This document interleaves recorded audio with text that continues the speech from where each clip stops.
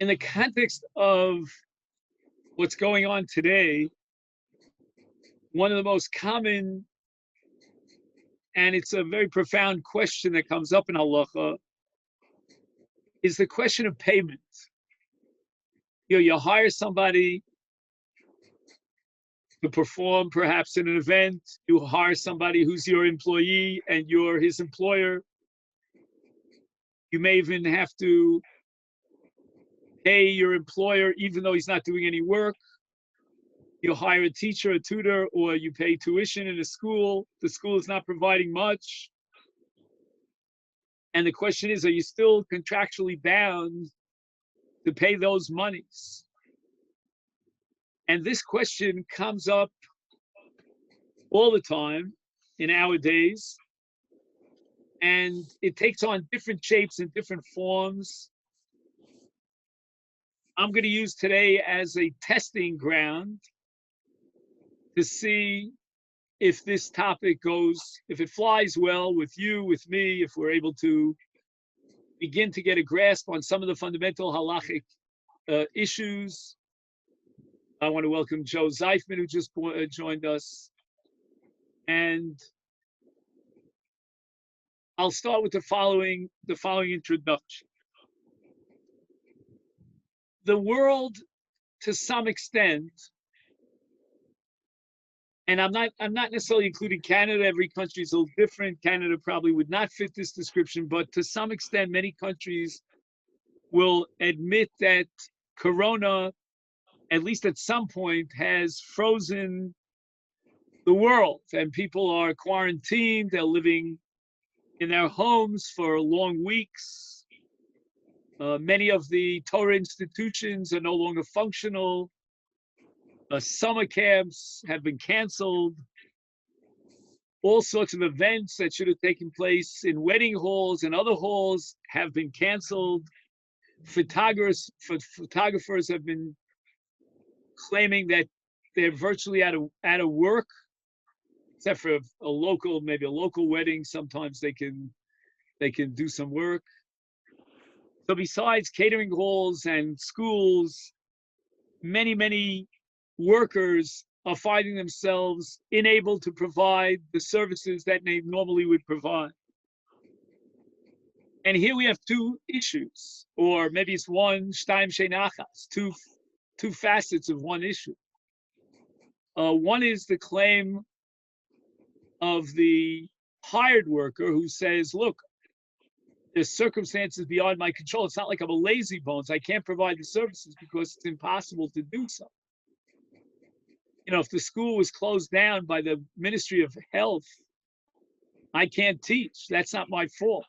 I'm ready and eager to provide those services.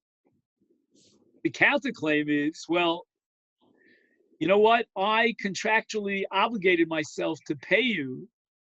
I hired you, but the premise upon which that contract was predicated on, is that you will provide services for me. And through no circumstances that you can be responsible for, but nevertheless, you're not providing those services. Do I have to provide and pay for services that are not rendered simply because we entered into a contractual agreement? That contractual agreement should be null and void. Okay. So this is just by way of introduction to the shir I want to give to you today. I'm not sure. I'm a little bit confused about what texts you received and what you did not. The text that I'm most interested in comes from a journal called Omek Hapshat. I mentioned it last week when we were talking about walking into a hospital, knowing full well they're going to take your temperature on the way in, and that might entail a violation of the Shabbos. And there's a lot more to discuss, by the way, new tshuvas that came out on that topic, especially whether or not a person is allowed to take a test for Corona on Friday, knowing full well that the labs will violate the Shabbos just 24 hours later on Shabbos. in order to get the results of that test. And many people will subject themselves, will come. Here we have different stations for these tests, and it's not only in the hospitals, but it's even outdoor tests and so forth. And the question is, are you causing Jews to violate the Shabbos? But that is going to be for another time. Now, again, the one that I tried to send to you, I don't know if you received it, is Gilyo number 265. And it might pay for you to write that down, 265, so that, God willing, we could take a look if this experiment works at 266 and then 267. They form a unit that deal with the many branches and the many manifestations, if you will, of this basic fundamental question. The story begins from a halachic perspective, of course, in the Talmud, and in this case, in Masechta Bava Metzia, which dedicates an entire parak called Socheres HaPolim, you hired workers. The sugya at the beginning of the parak deals with issues like, can the Polim decide that they want to quit middle of the day, and now the employer is stuck trying to find someone to finish the job that's already been started, and it's midday. And there are many, many other dimensions of that sugya. But if we fast forward to page Kuf Hey,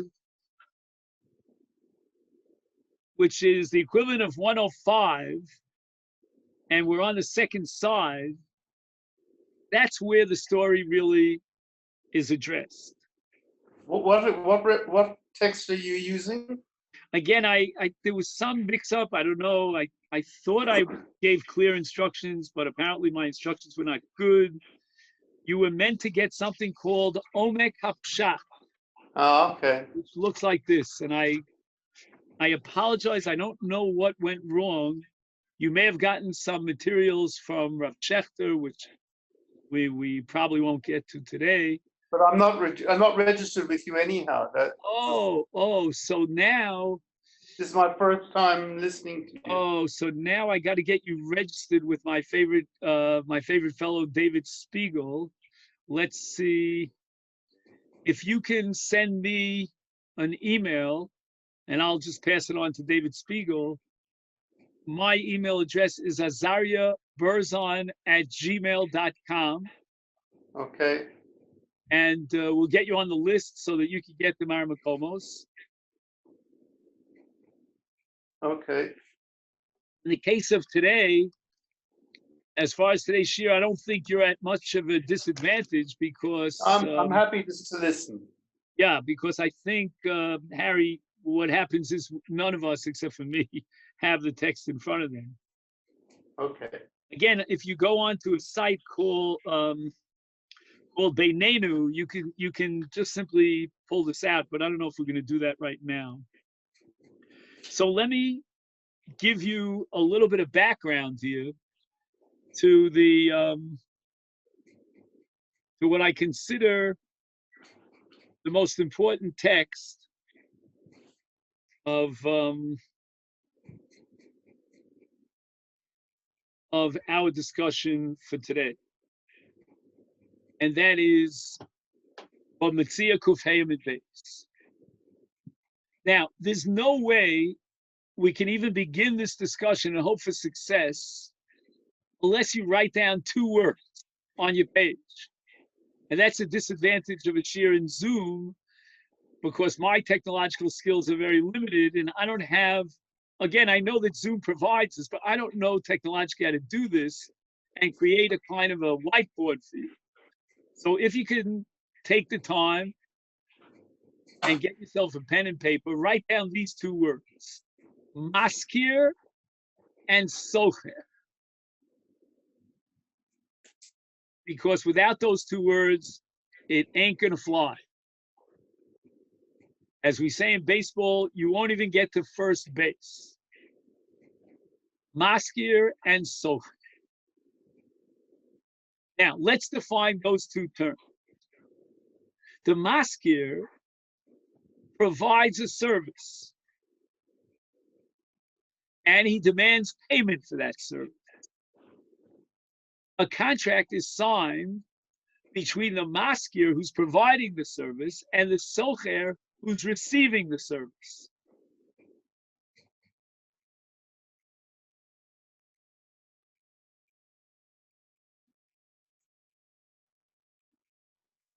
Now, what happens, and this is the subject of the Sugya Bab Metzia, if the socher, who's meant to receive the services, is no longer receiving the services. The maskir, who's meant to provide the services, is claiming that due to circumstances beyond his control, he's not capable of providing those services. I'll give you the case of the Gemara in just a moment, but let me first reduce it to a very simple case. A maskir es hachamor. I rent you a donkey. I'm the maskir. I'm providing you with a service. Umeis hachamor, and the chamor dies. The socher in this case says to the maskir, "Look, my friend, I don't want to pay you rental fees for a dead animal. I can't use it. I can't benefit from it. You're not providing me with the services." The maskir turns to the socher and he says, "But wait a minute. I have a contract. You signed a binding contract committing yourself, which is called a schayvus or a shibud, to pay me for my chamor, dead or alive. Therefore, you are obligated to live up to that contract." And once again, the socher retorts and says, "Well, you're not providing me with any services. Why should I pay you for it?" So let's talk about the Gemara's case. The Gemara's case is called a chocher. Again, you don't have to write this down. The chocher is the individual who receives a service. What is the service that he receives? The Baal Habayis owns a field. And he says, we'll call him Reuven, he says to Shimon, "Shimon, I'm going to give you a field. You're going to work the field. You're going to produce whatever maximum produce you can produce. And a certain percentage of that produce you will pay me as payment for the service that I am offering you my field." So if I'm Reuven, the owner of the field of Baal Habayis, I am now the maskir. You, Mr. Shimon, are the socher. And you're claiming at this point in time that the field is useless. So the first case that we have is called a flood. The water inundated the field. Hence, the field could no longer produce. And the Gemara says that the paradigm case would be a sale.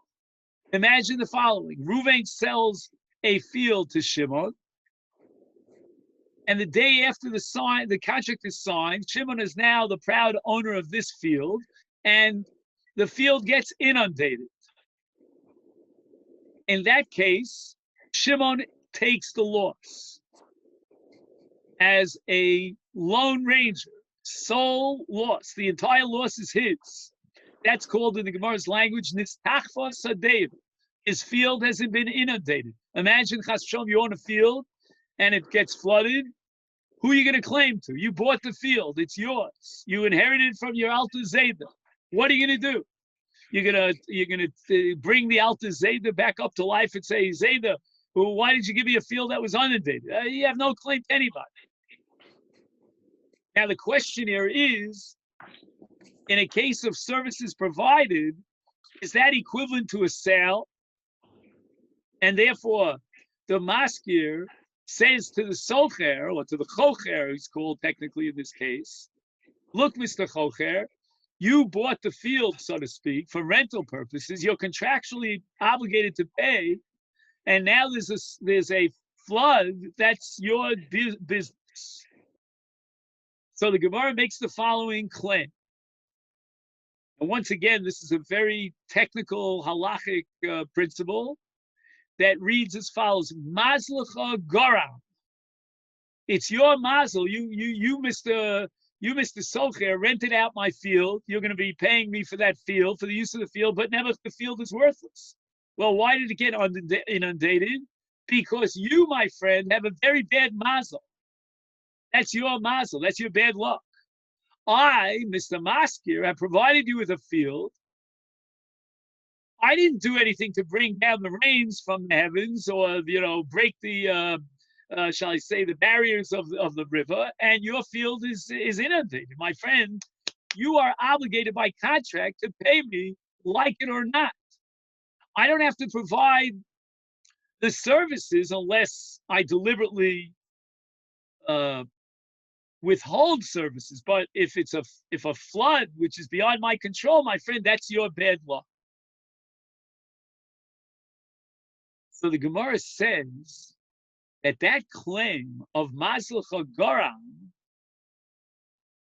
has one exception to it.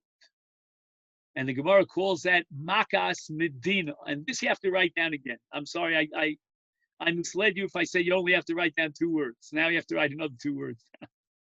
And that's called Makas Medina. Makas Medina means not that the field was inundated because next to the field there's a river that overflows, but rather your field was attacked, like all the fields, with a major magefa, of barad, some sort of animal, of creature that came down. I used to live in Malaya Dumim. In Malaya Dumim, where I live, every other day there was another creature that came down from, and you couldn't even see the sky. I mean, the whole sky was black, So that's called Makas Medina. In the case of Makas Medina, there's no claim on behalf of the maskir called Mazlecha Goram. The maskir cannot claim, hey, Mr. Socher, your field is inundated. You bought the field. You rented the field. You're contractually obligated. Ge'endik, the story is over. Pay me. That's all. I can't provide the services. My field is not producing bufkis. It's not producing anything. Okay, that's not my fault. That's your bad luck. But the exception, says the Gemara, is Makas Medina. In the case of Makas Medina, the entire state, the entire country is devastated by this attack, and there is no field in the entire Medina that's producing anything. And that's called shidafon in the Gemara's language, or chagav. Chagav is a kind of a grasshopper that comes, massive grasshoppers, and they eat up all the produce in the fields. So now what happens? So I'm just going to dramatize this Gemara to you. Because now we've neutralized the claim of the maskir to the socher Mazlecha Goram. He can't point an accusing finger at the socher. The socher now is claiming, Mr. Maskir, I paid you for services. I meant to produce grains and fruits from your field. I cannot do so. Where are the services you're providing? The maskir, for his part, says, well, my friend, I can't help you with this. You're contractually obligated to pay me for the schiras. So what do we do in this case? So the Gemara says, Minake es schara. I'll try as best I can to try to interpret those words. Minake es schara, which means that the socher does not pay the full value of that contract. The original $10,000 is going to be reduced, and he's going to pay a slash price, a percentage of what he agreed to pay, which means that although the socher is contractually obligated to live up to his commitment and pay, but we made a special enactment, which of course all of monetary law in Jewish law is all based on what's called hefker bezin hefker, on the authority of the courts of Israel to judge and weigh every situation and make enactments and different takanos. And this takana was menake eschar, which means that despite the fact that the maskir cannot provide services because of situations that are out of his control, despite the fact that the socher is contractually obligated to pay on the contract, Nevertheless, we're going to lighten the burden of the socher, and we're going to ask the maskir to share the burden of this loss. Again, the details, we don't know. We don't know if he has to pay 50%. Does he have to pay less? Does he have to pay more? That we don't know.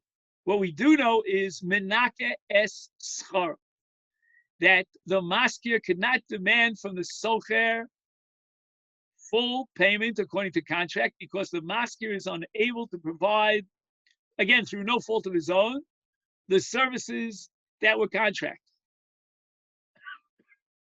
If we apply this to the case of the behemoth, in the case of the animal, we might say, well, you agreed to pay me for my chamor. The chamor never dropped dead. Yiskal v'yiskalish, but you have to pay me by virtue of contract. But the counter argument for that would be that can the socher turn to the maskir and say, well, maybe it was you who caused the death of the animal. And of course not. That would be a ridiculous claim. If anyone is to blame, it's the socher. He's holding on to the animal. He rented it. And it's his mazel that caused the death of the animal. So in that case, the socher will pay full price based on the contract. But in the case of a makas medina, here the Gemara says that the burden will be shared by the loss will be shared by both of them, right? Each one would give a shoulder to the loss, and therefore the maskir cannot expect to get full payment for his contract as we would have anticipated. The socher, on the other hand, can't say, well, I'm not going to pay you a dime because I didn't get anything out of this field. There's a chagav here that's attacking the field. It's a makas medina. And don't point to me with an accusing finger and say, mazlach hagarim, you were the one who caused it. And therefore, nistachos odeu, your field was in it. They didn't know. This happened as a catastrophe that affected the entire Medina.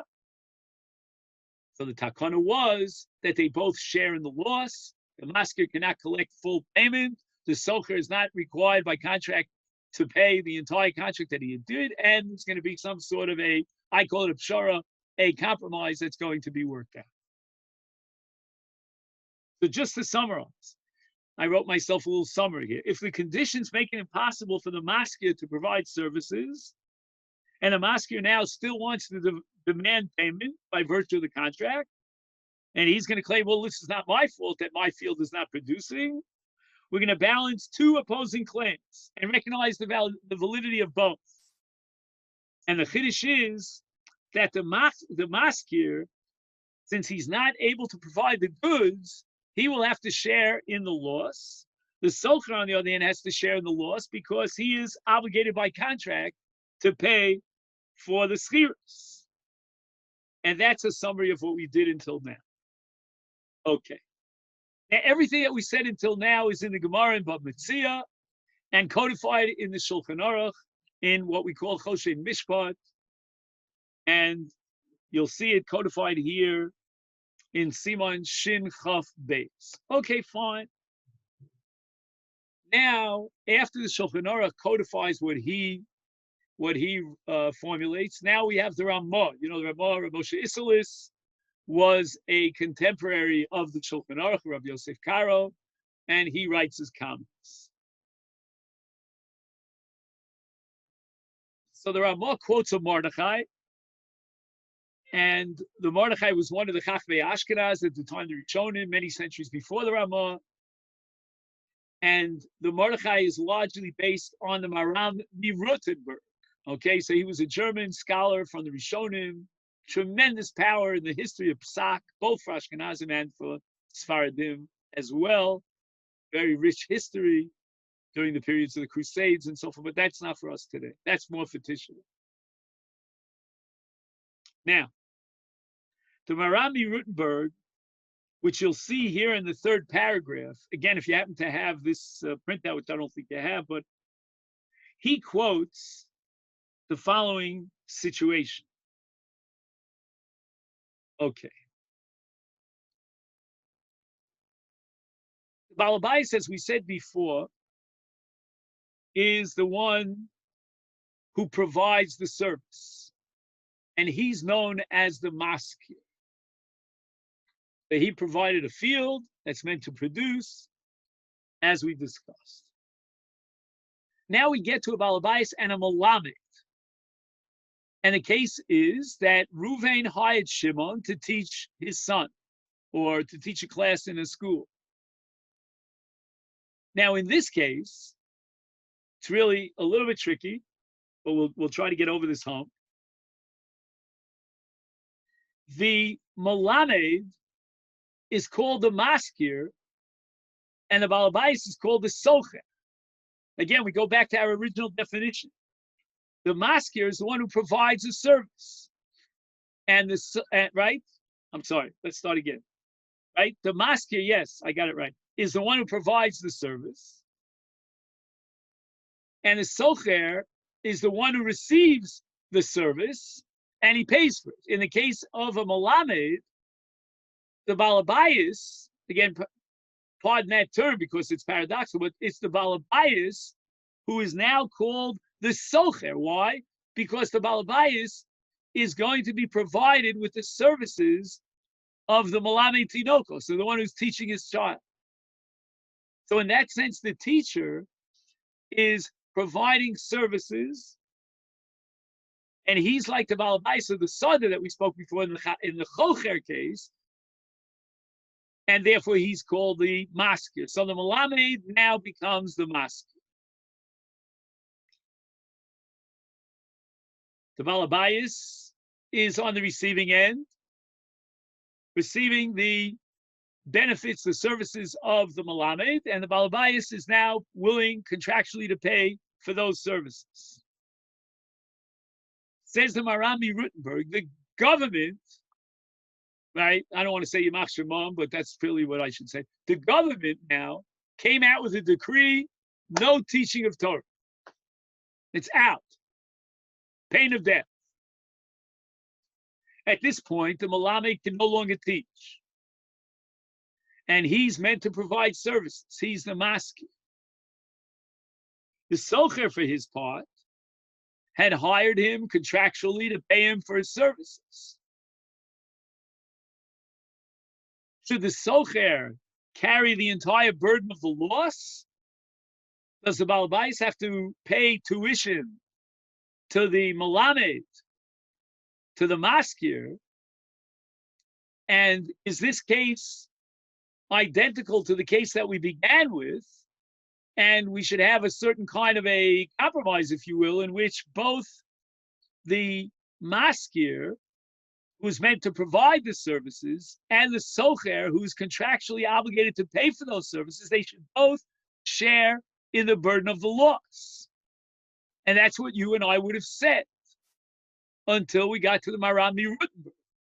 And the Marami Rutenberg claims that the balabais carries the entire burden. He will pay the full salary. The contract remains binding. And we don't know how this is different from our case of the socher, otherwise known as the chocher, who claims, wait a minute, I agreed to this contract because you were providing with a field that has the potential for productivity. It no longer has that potential for productivity. And therefore, you have to share the burden of the loss with me. Why doesn't the balabais, who's the socher in the case of hiring a teacher, have the right to say to the teacher, my friend, you have to provide services. And if you cannot provide services, then you have to chip into this loss and you have to share the burden. Joe?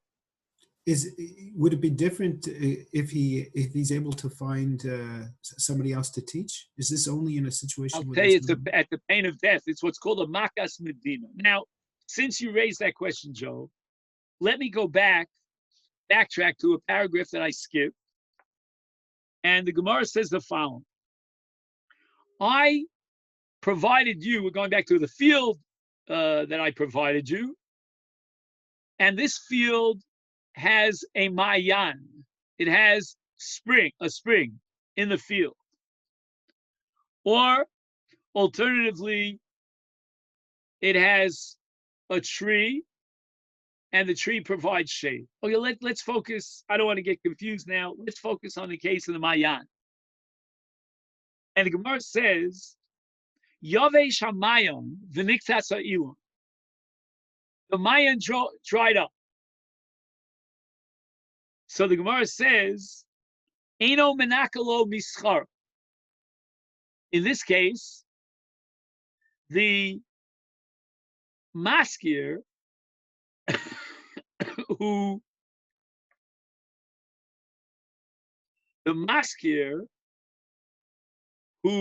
rented out, so to speak, his field, and the socher expects to irrigate the field with this spring. The spring is now dried up. Eino menakalo mischara. He's contractually bound, this socher, to pay the entire burden of the contract.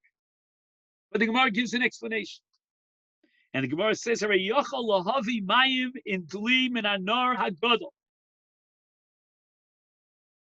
wait a second. What that means is, in Yiddish we call ichtaf shleppen. Instead of having the water just simply irrigate my field by opening up the mayon, I'm going to have to schlep with bucket after bucket all the way to the big river down the way, and like the water carriers of old, bring back that water. Says the Ramah, you see that Makas Medina, in which the socher has the right to be menake mischaro. He could say, look, I expected services here and I'm not getting them. The field is not producing. That doesn't apply in this case. Why? Because now we go back to square one. Mr. Socher, you agreed contractually to pay schirus. And you cannot claim circumstances are beyond my control. Find a substitute. If you cannot irrigate your field from the natural spring in the field, then schlep and bring the water from the Nahar. I did not guarantee you, says the maskir to the socher, that you would be able to irrigate your field with the maya. I assumed, and I had every right to assume, that I gave you a good field with a maya. I didn't know it would dry up during certain very extreme, weather conditions or so forth and so on. But you are contractually bound. But I will say, why do I emphasize this to you? You see over and over again that the original agreement is binding, that this halach of Makas Medina, whenever it applies, is the exception to the rule, rather than the rule. It is a special injunction that was enacted by the Chachamim to express compassion, so to speak, on behalf of the socher, to say, well, the socher is paying for services and he's not getting those services, so we have to take that into account. But it's a kind of way of reaching out for him. But we have a principle, Yikov Adina Sahar. I don't know if any of you get my my weekly a little 2-minute video on the parsha. If you don't, please let me know. I've been doing this now for 5 weeks, and in my video this week, I'm going to talk about this concept of midas adin. We go by the law, the strict letter of the law. The law is called emes, it's called truth. And by way of truth, you sign the contract, you are bound to this contract. But for the sake of Makas Medina, we're going to have a little bit of compassion and make an enactment in which the maskir and the socher will share this burden. But the fascinating thing is this Maram Rutenberg and this Mordechai that come up with this exceptional case of a Melamed and a Balabayas.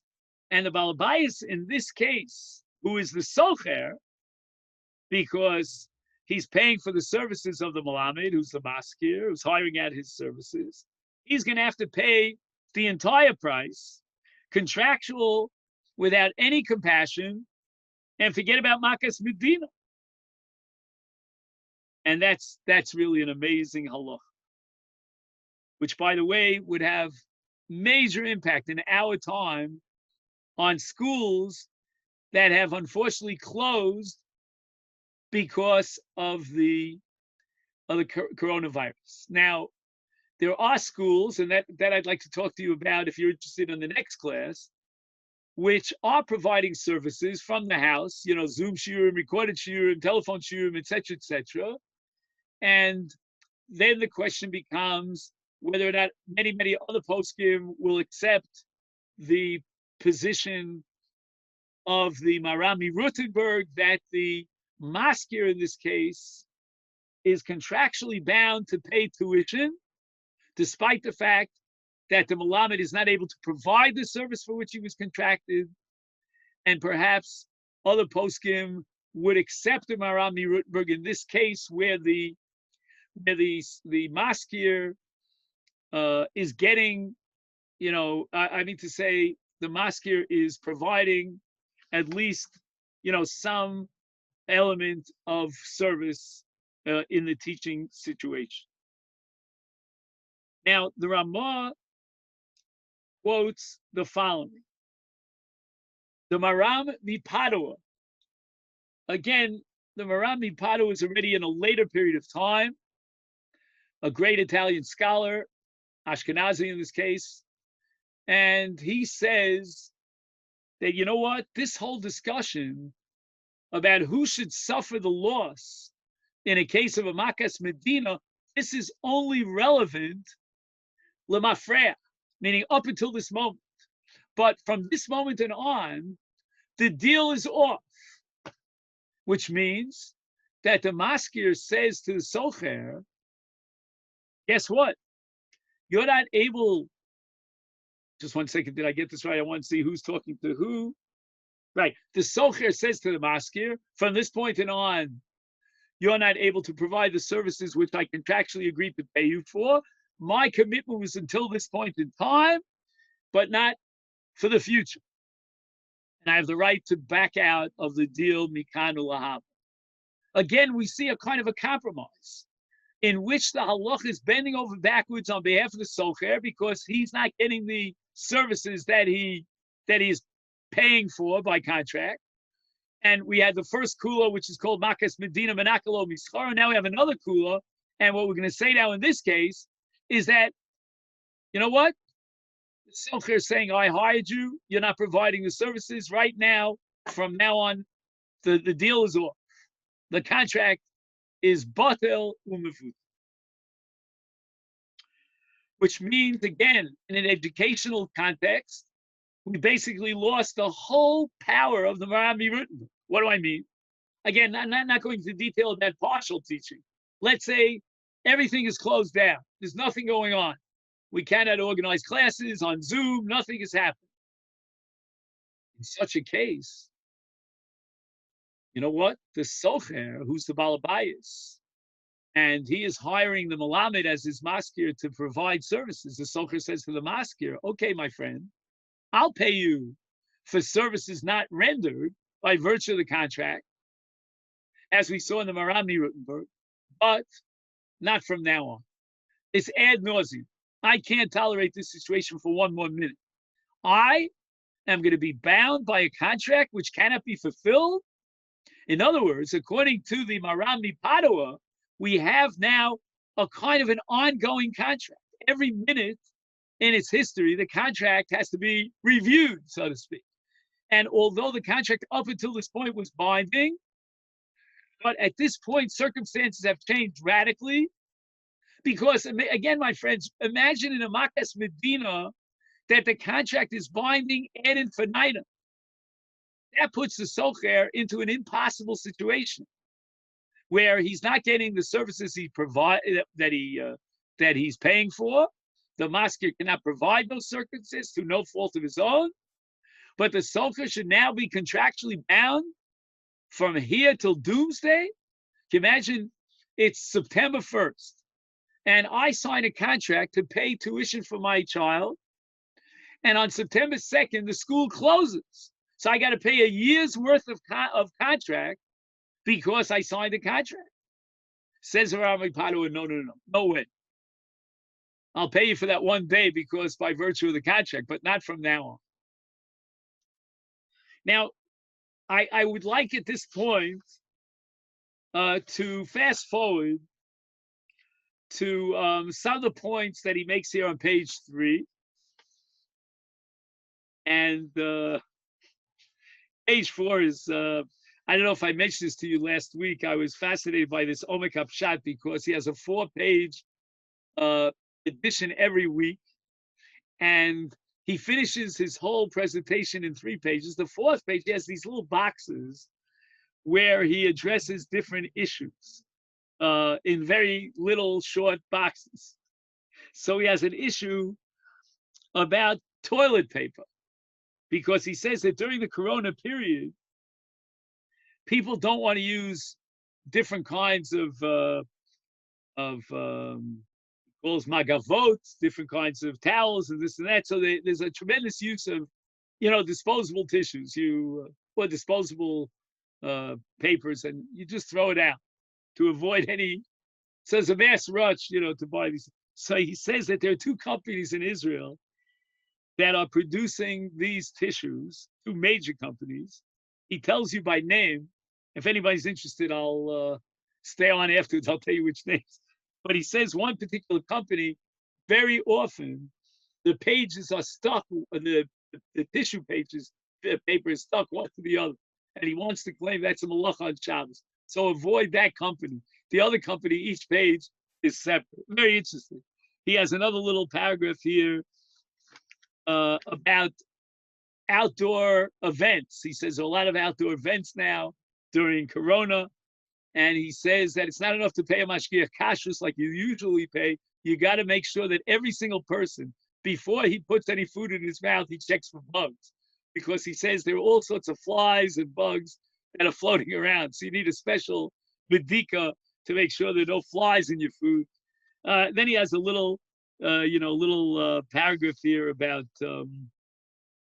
issues like taking a Sefer Torah out for an outdoor minyan of 10 people and bringing the Sefer Torah right back inside. I think I may have mentioned this to you in the past. I don't remember if I did or not. And he comes to a fascinating conclusion. The Shulchan Aruch says that if you have someone who's chavish b'beis hasurim, he's locked up in a jail, then as great as a person he is, we will not take a Sefer Torah out of its oron just simply to read the Torah for that one person. But he says that if you have 10 people in jail, then if the mountain won't come to Mohammed, then we could bring the Sefer Torah into the jail. And he says that when we have an outdoor minyan, we're all in jail. We're all in a situation where we cannot access the synagogue. And again, I know in your parts of the world, it's not so severe, and the synagogues are Baruch Hashem functioning. But here in Eretz Yisrael, we're having a second wave, and it's a matter of days, I think, before, I don't want to say it, I don't want to be the one to be Posach Pele Satan, but I think they're going to close the shuls again. I don't know. We're averaging now 1,800 positive a day. For a small country, that's a lot. So we're seeing a second wave here. There are over 100 people who are in critical condition. So that he says that you're allowed to take the Sefer Torah out to the shul, out of the shul out to the minyan, because he says that becomes a tzibur of chavush b'beis hasurim. You have an entire tzibur of people who are locked up in jail. These are all little tidbits that he has on page 4. But the basic approach here that he has in different poskim is to work out percentages as to how much you have to pay your employees by virtue of contract when your employees cannot provide service. He has one group of poskim that came up with a percentage called 42%, and that's the amount you have to pay. And there's another group of poskim, and he has all the names here. I mean, it's an amazing amount of research that he did that you have to pay 50%. So that means, as we said before, there's a compromise because of Makas Medina, and we're going to split the loss. And the Socher, who is claiming I'm not getting my, my services provided for, will be able to pay a slash price of 50%. However, he says that there are other percentage points that kick in as well. There's something called in Bava Metzia a poel batel. Now, poel batel means that you are committed to work a certain number of hours a day, and if the work cannot be done, and it's no fault of your own, you're a laborer, then you will be paid as a poel batel. Poel batel means a certain percentage of what you paid for is simply for the work that you're doing. In other words, the sweat and toil.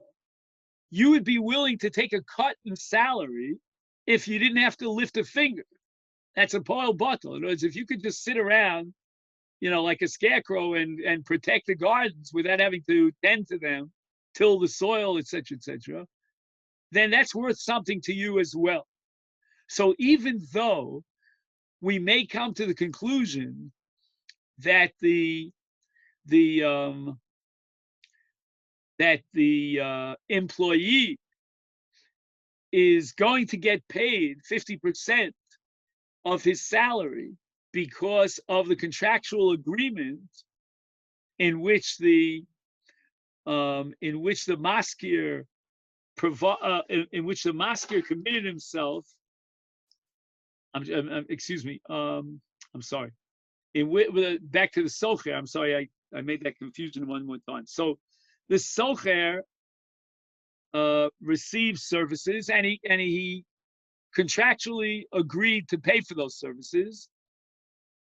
But the socher has the right to say to the maskir, the latter who was meant to provide the services, that we would subtract that percentage, which is called kipol batel. In other words, I don't have to pay you for services not provided. Again, I have to pay you contractually, but I can subtract from that the amount of your salary that you would not be able to demand payment for because of the fact that you're a poel batel. And the poskim say that amounts to approximately 8%. Now, in addition to that, the poel, right? We said the one who provides the services, right? The employee or the maskir, he gets certain payments from the government because he cannot work. We'll call him unemployment insurance of some sort. Here it's called bituach leumi. Every country has some sort of payment. And he says that too has to be subtracted from the amount of money that has to be paid. So that's called nikui schar kipol batel, and as well as a certain tarif, a certain percentage. It's usually about 16% that the government is going to provide. And if that be the case, if let's say we start with 50%, we now have reduced it by 8% plus 16%, and it's probably down to about 30%, maybe even less.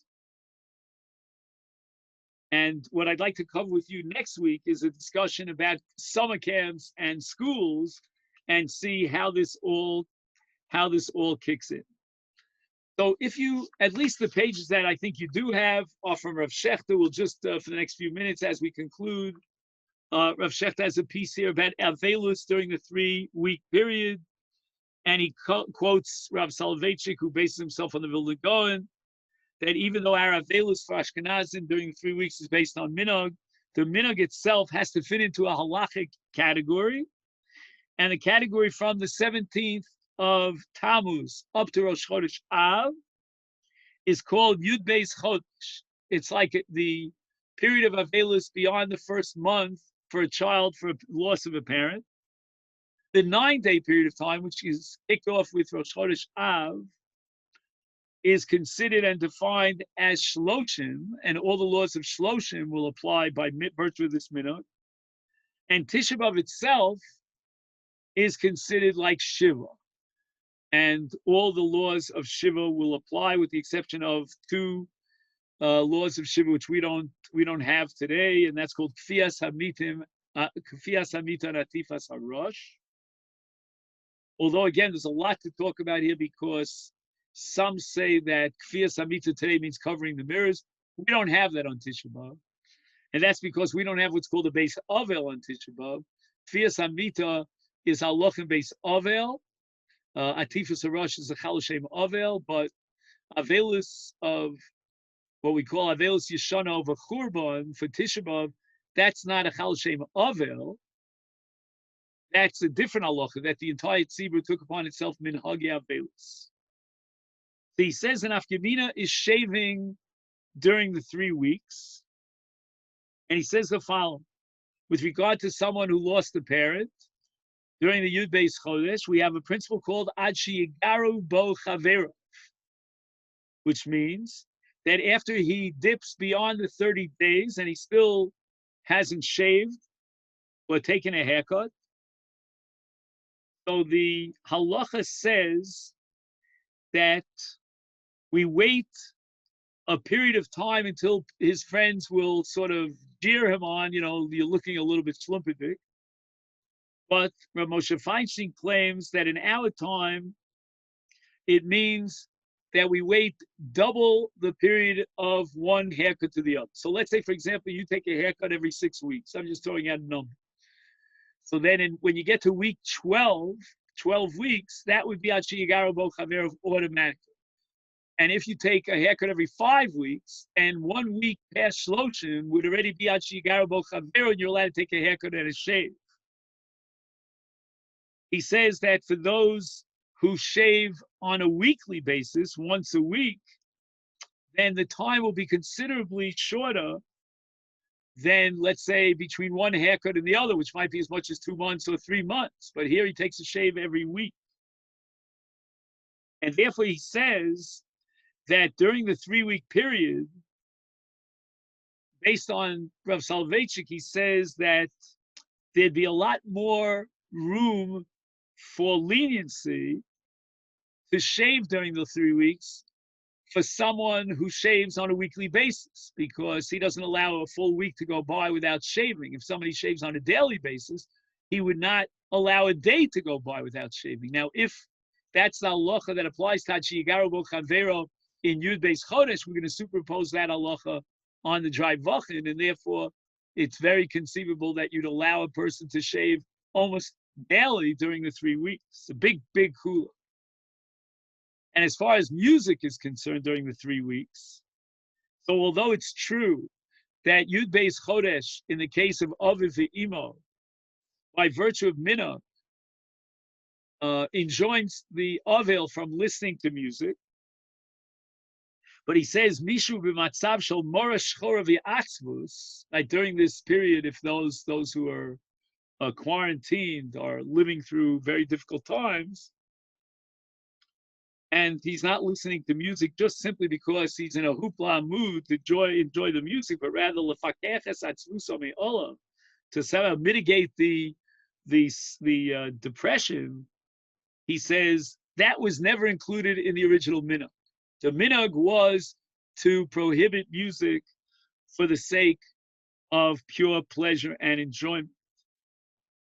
And he writes ka'es, and he adds here Tammuz, because again, the story changes from month to month.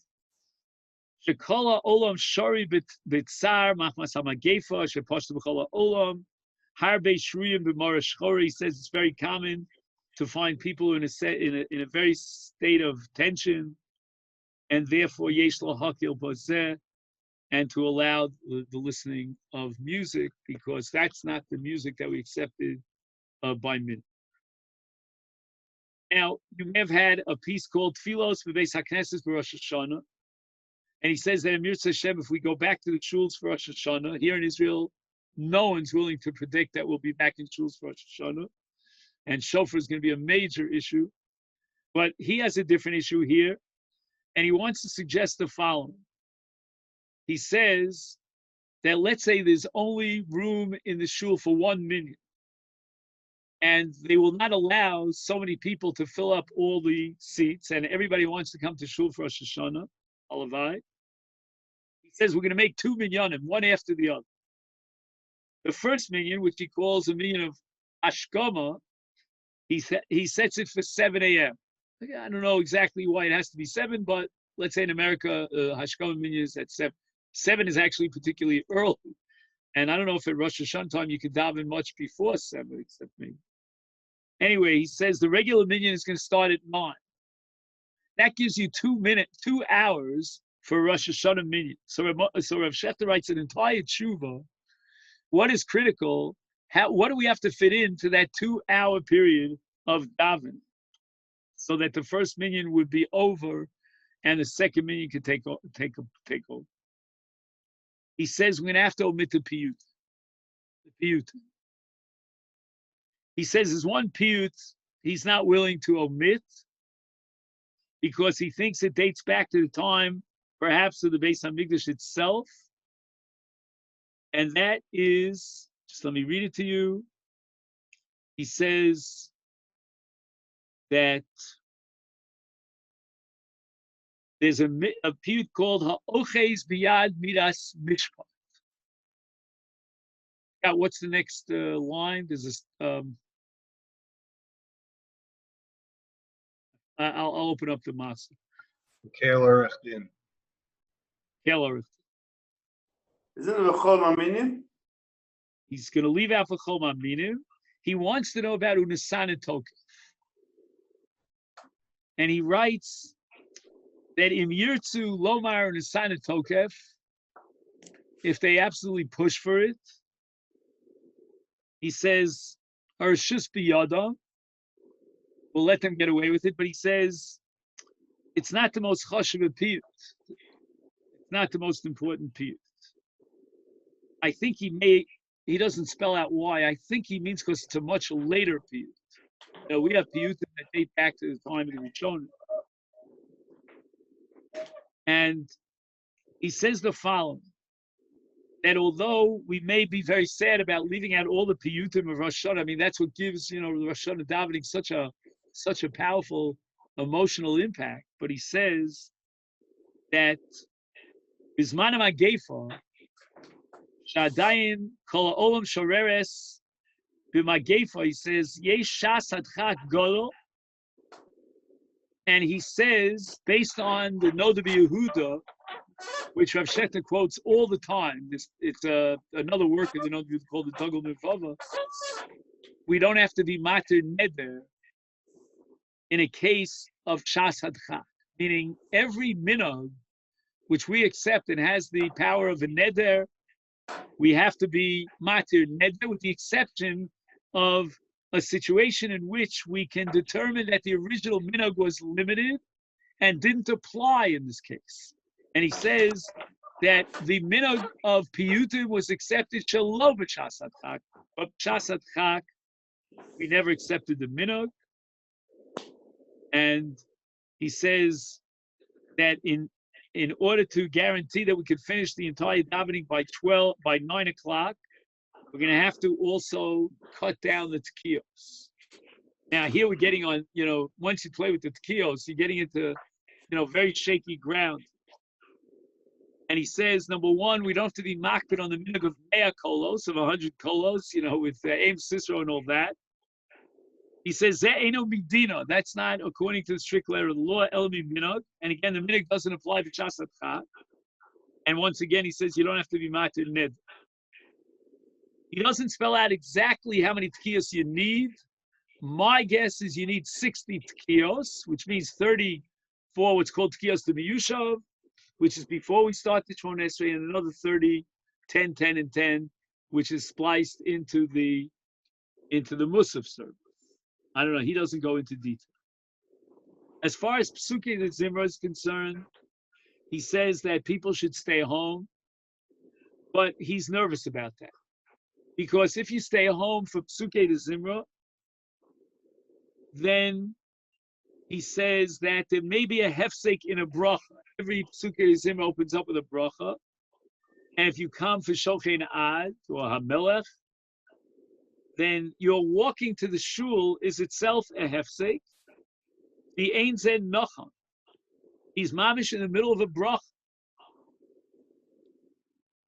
And he tells a story about his father, right? His father was Rav Melech Shechter, and he learned in a yeshiva in Europe called Vizhnitz as a youth.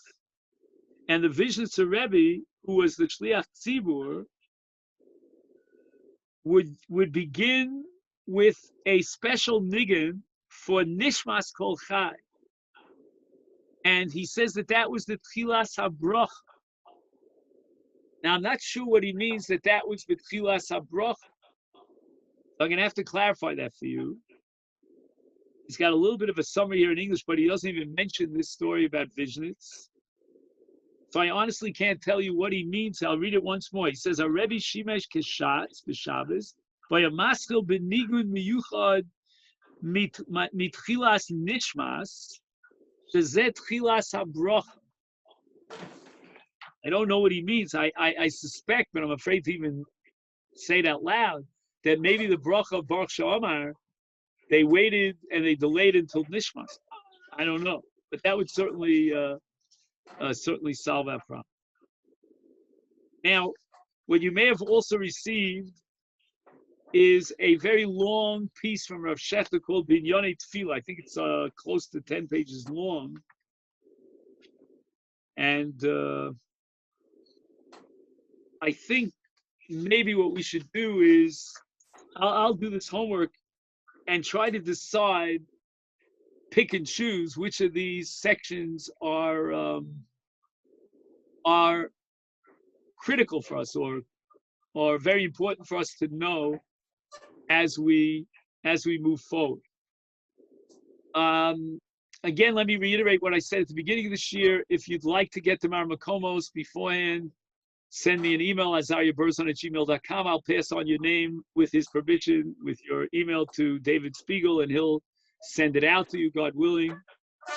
I would like to, on the second round, continue with some of these monetary issues, and also the issue of having a test for corona on a Friday, which may be lifneiver, you're causing someone to violate the Shabbos.